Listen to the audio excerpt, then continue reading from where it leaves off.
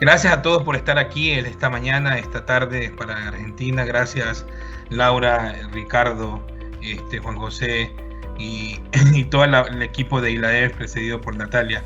Gracias Marcelo por el apoyo y a la Bolsa de Valores de Guayaquil, obviamente a la Cámara Binacional Italiana Ecuatoriana y a todos los miembros de este foro. Gracias porque estamos aquí, porque creemos en el tema de anticorrupción, creemos en los temas que nos apegan como ecuatorianos. Para muchos de ustedes, los que no me conocen, yo nací y crecí en Ecuador y tengo ya muchos años viviendo fuera y he aprendido que aun cuando existe ciertas preocupaciones por el sector empresarial y como Juan José explicó, hay algunos vacíos, algunos temas que sí preocupan al sector empresarial, sobre todo en la parte de la responsabilidad y los deberes y obligaciones que tenemos ante esta nueva reforma que impacta temas penales y que impacta temas anticorrupción. Creemos que es el camino que se debe seguir, creemos el camino que se debe aportar para construir un mercado y un país que esté alineado a las mejores prácticas internacionales. Les voy a contar un poco de historias, un poco de casos, un poco de cómo se aplica una ley anticorrupción a nivel internacional, y considerando estos elementos que corren en vigencia a partir de agosto de este año, considero importante que las empresas familiares, lo que impulsa muy bien ILAEF y todas las empresas multinacionales que trabajan y operan en el Ecuador, que ya tienen un camino andado, sino que deben tomar en consideración ciertos elementos de riesgos y ciertos elementos que impactan a su operación, ¿sí? Entonces, yo quiero un poco compartir y hacerle una pregunta y una reflexión al participante, ¿no? A la audiencia. ¿Están viendo mi pantalla? Todavía no.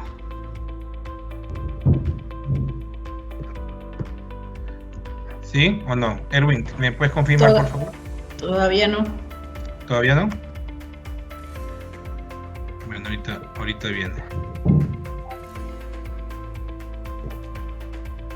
Bueno, quiero preguntarles a la audiencia de aquí que nos acompaña. ¿En dónde, si ustedes se ponen a ver retrospectivamente o al interior de sus organizaciones, dónde están situados en la madurez de sus programas de compliance? O en la madurez de sus organizaciones en cuanto a control interno. Ahí sí creo que ya logran ver mi pantalla, ¿correcto? Sí, correcto. Dale, perfecto. Entonces, la primera pregunta, quiero que ustedes reflexionen. ¿En dónde están situados hoy con relación a mitigar riesgos de corrupción, a mitigar riesgos de soborno, a mitigar riesgos de fraude? Y el empresariado, y creo que nuestros colegas y amigos de ILAEF y todas las que estamos aquí en este foro, que son de empresas familiares, ¿a dónde más le duele al empresario? Empresarios como nosotros, como en la firma, donde gracias a Dios hoy operamos en 8 países, en 3 continentes, pero ¿dónde más le duele al empresario? Al empresario le duele donde le afecta el bolsillo, ¿ok? Y para que le afecte el bolsillo, tiene que haber algún tipo de fuga dentro de su organización, algún tipo de robo dentro de su organización, algún tipo de malversación o un clima laboral que no impacta directamente hacia la obtención de una utilidad, de un lucro, ¿ok? Entonces quiero que ustedes vean y visualicen dónde están hoy como empresa familiar, dónde están hoy como una empresa transnacional y en dónde están hoy como una empresa multinacional, ¿ok? Y eso hemos puesto aquí en una escala del 0 al 4, donde ustedes quiero que reflexionen, la audiencia quiero que reflexione. ¿Cómo proteges tu reputación? Ese es un punto principal y claro y clave de cómo estás tú hoy y cómo proteges tu reputación. Y a veces me van a decir muchas personas en el Ecuador y en diferentes partes del mundo que la verdad es que como no pasa nada, me da igual si yo soy corrupto o no. He tenido conversaciones interesantes donde compañeros míos de toda mi vida me han dicho que la verdad que tristemente así es el Ecuador y que no hay cambio.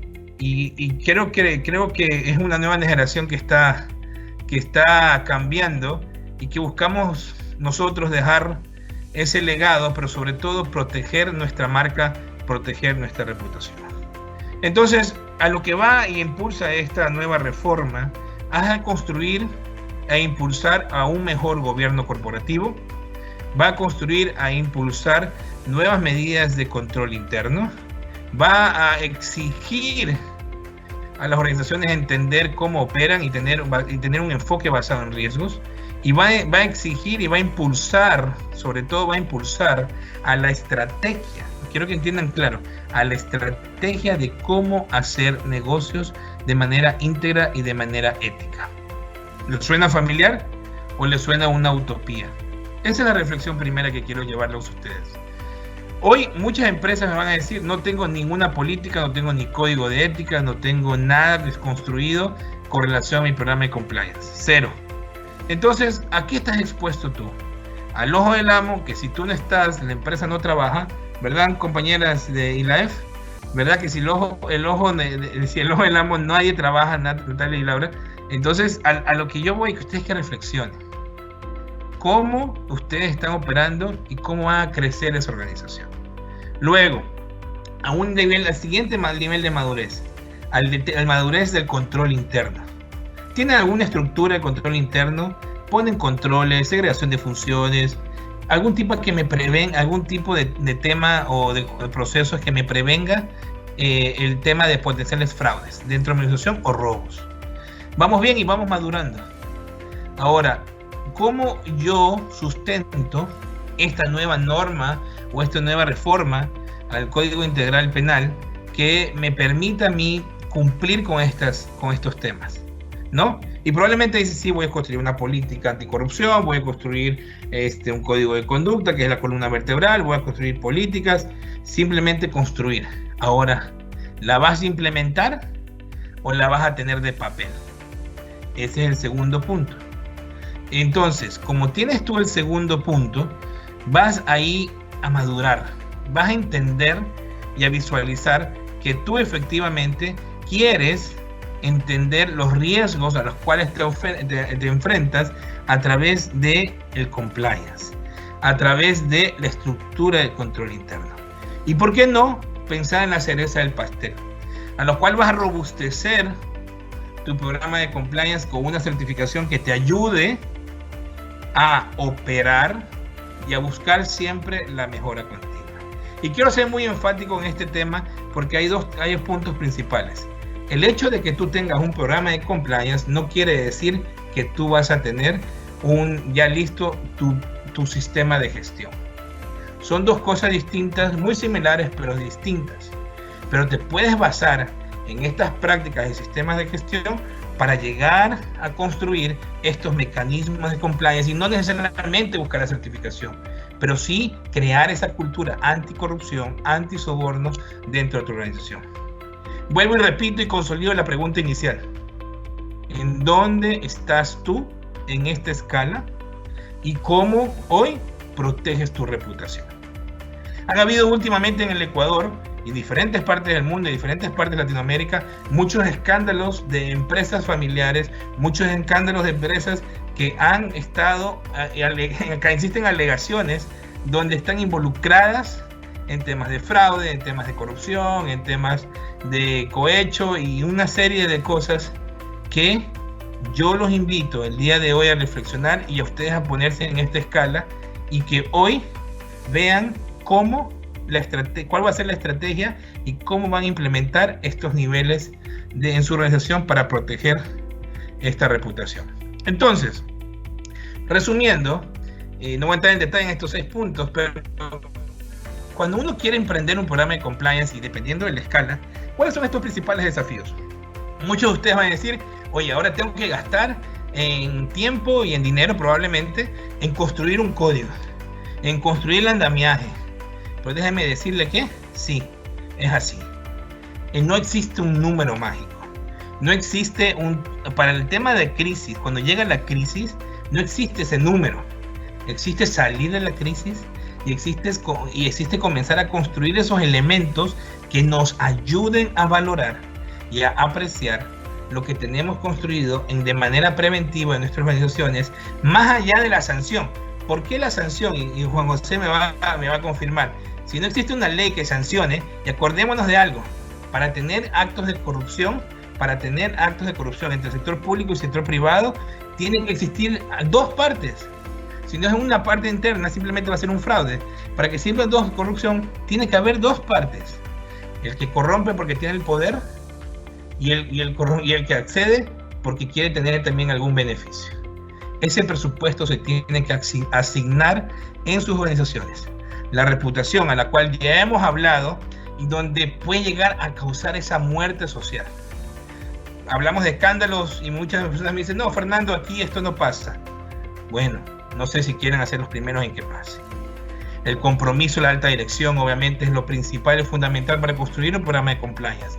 Tener ese personal capacitado para poder entender cuáles son tus riesgos, cómo los identificaste, cómo los mitigas, cómo los controlas, cómo estableces KPIs, cómo estableces la auditoría, cómo estableces el monitoreo y cómo buscas siempre la mejora continua.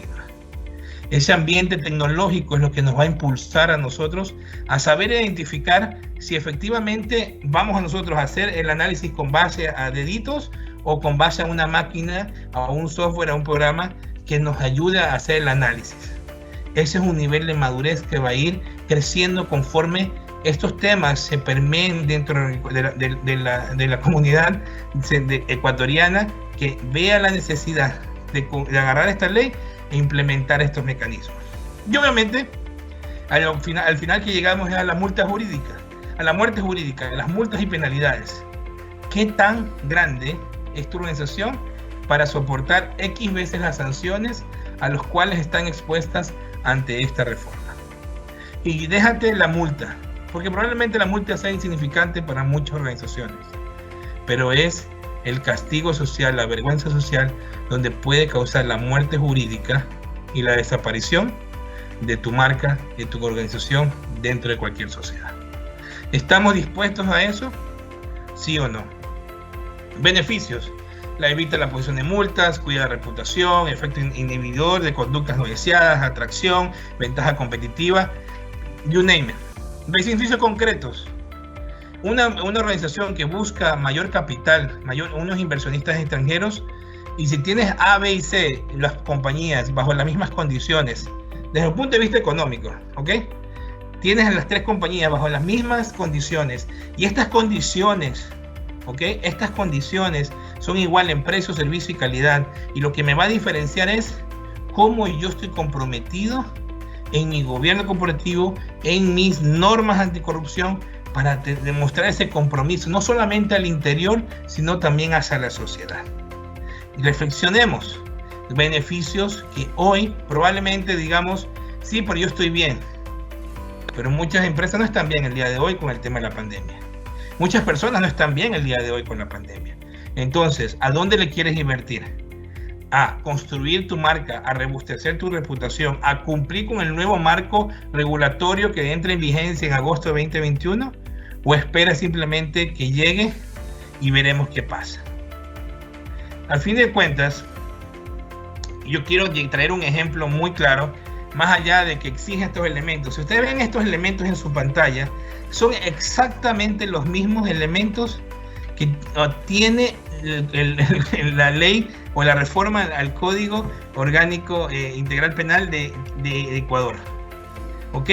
A un lado tiene todas las partes de las herramientas antisoborno, y a un lado tiene lo que la ley británica tiene, que es una de las más recientes, porque vino después la Sapin 2 de Francia, que fue una reforma de Francia al código, a la ley anticorrupción francesa.